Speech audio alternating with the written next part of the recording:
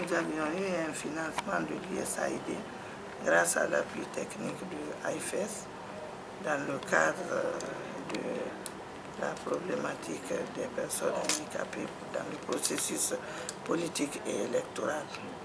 Bon, on vous avait rencontré une fois au sujet d'un projet de loi qui concernait les personnes handicapées. Mais il se trouve que ce projet de loi avait été adopté par l'ancienne Assemblée. Mais malheureusement, elle n'a pas été promulguée au temps du feu général Lansana Conté, parce que les derniers moments, là, il était malade. Et après son décès, nous avons tous suivi. On est rentré dans la transition. Maintenant qu'on a un président démocratiquement élu, nous avons encore réintroduit par le canal du ministère de l'Action sociale le processus de promulgation de cette loi. Nous venons vers vous parce que nous savons que si cette loi-là est promulguée et que les décrets d'application aussi sont faits, vraiment tous nos problèmes, nos préoccupations vont être prises en compte. Les trois principaux éléments clés qui caractérisent la problématique des personnes handicapées en République de Guinée. Nous avons la non-discrimination, vous avez l'accessibilité et la participation. La participation, c'est quoi?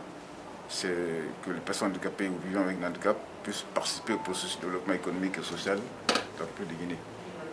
Et la non-discrimination, c'est aussi lutter contre la marginalisation dont sont victimes cette catégorie de la population. Et il est dit dans plusieurs documents élaborés par les Nations Unies et l'Union africaine qui demandent à ce que les personnes vivant avec un handicap occupent des postes de responsabilité. Et les Nations Unies m'ont donné un mot d'ordre en disant que rien ne peut se faire pour nous sans nous. Car le contraire serait contre les personnes vivant avec un handicap.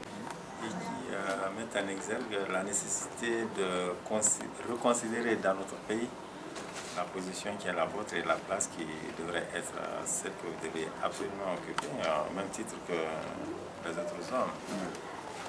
Parce que, absolument, vous l'avez dit, nous n'avons pas le droit de vous stigmatiser ou en tout cas de traiter différemment. Surtout que vous avez des valeurs, vous avez des vertus à faire valoir, au même titre que nous autres.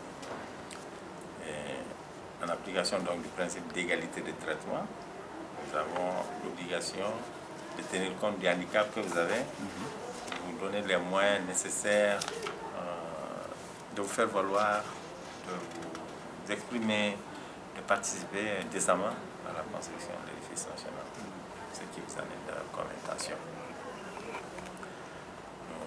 Je m'engage personnellement à vous accompagner dans ce combat parce que je sais tout ce que vous avez évoqué ici au titre des textes, leur contenu et puis leur fondement. Moi-même, je suis juriste, je suis professeur de droit des universités.